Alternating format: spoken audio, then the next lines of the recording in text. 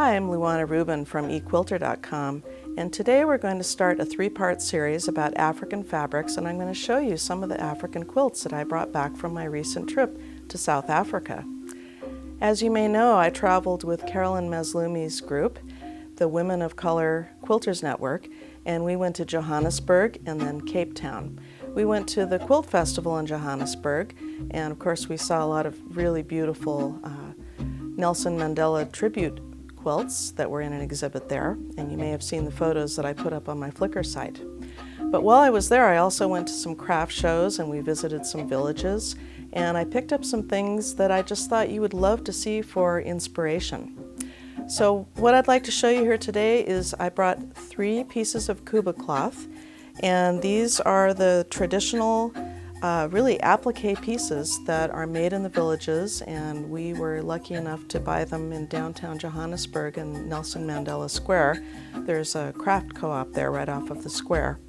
And take a look at the geometrics, because I really love when we get in these fabrics that have the exact same geometrics.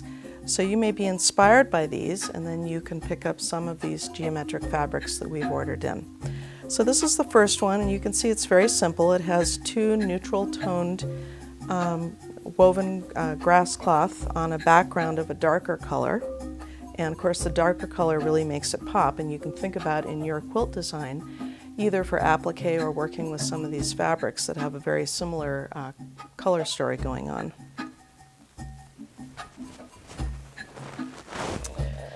The next one is a very right angle geometric, and you can see that there is some layering going on with another color in the background of the applique here. And again, it's on a dark background, so it really makes the design pop off of the background. And these, by the way, are runners, so you're only seeing half of the length here. So these are, this might give you an idea for a table runner, for instance. And here's another piece that uses several different colors, but again, they are appliqued onto a darker background, and they have something that would be similar to like a blanket stitch around the edge of each applique shape. So having looked at these geometric shapes, let's look at some of the fabrics that are inspired by these Kuba cloth. So this obviously looks very much like these geometrics. The colors are different, and I think that's actually, it's wonderful to bring in color, because sometimes when you use too many of these neutral and earth tones, it doesn't quite pop quite as well. We carry several of these imported fabrics from West Africa, and we also carry fabrics that are African inspired, that are printed in Asia, but designed by someone who's been to Africa. This one is imported from Africa, and the one thing that we really love about these is the bold graphic geometrics, and also the symbols that you may be familiar with that describe various aspects of village life and African wisdom.